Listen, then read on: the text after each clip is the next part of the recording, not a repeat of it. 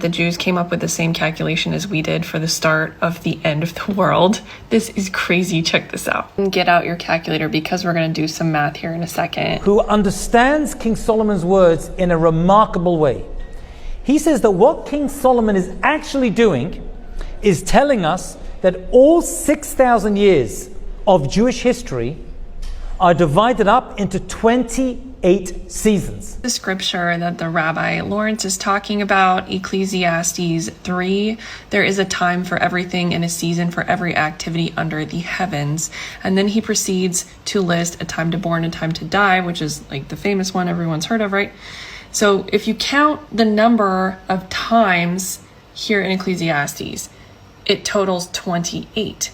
Now here's where it gets really interesting. According to rabbinical Jewish sources, the latest year for the Messiah or Mashiach to appear is 6,000 years from creation. So if you take 6,000 years of creation and divide them into 28 seasons, you get 214.285 years for each season. And if you subtract 214 from 6,000, you get 5786, which is actually the upcoming Jewish year according to the Jewish calendar.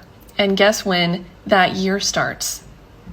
Rosh Hashanah, the Feast of Trumpets in 2025. But here's where it gets really interesting. We have to go back to that season. What is that final season that King Solomon talks about? A time for peace. A time for peace. Interesting. So we're getting ready to enter, or actually have already entered, the time for peace.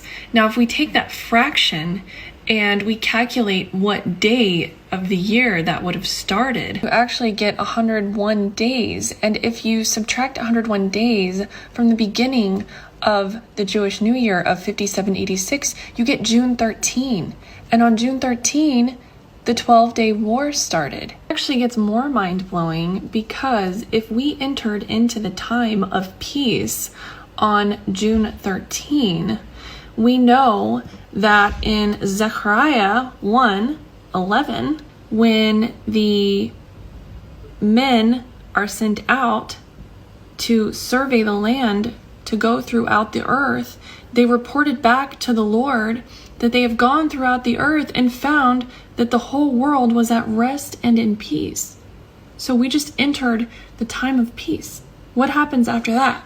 In Revelation 6, Jesus opens the first of the 7 seals, and we know that in the beginning of the tribulation, the first 4 seals are the 4 horses that were mentioned in Zechariah. So we have the white one, the red one, the black one, and the pale or the green one. This is the beginning of the Great Tribulation. This is the beginning of God's wrath. What happens while they're saying peace and safety? Well, we know from 1 Thessalonians 5:3 that while people are saying peace and safety, destruction will come upon them suddenly as labor pains on a pregnant woman, and they will not escape.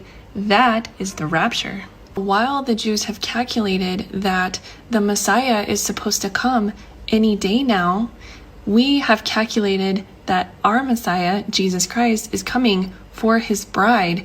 And what are the odds that the calculation is the exact same season? We are there, guys. Jesus is coming. Get right with him.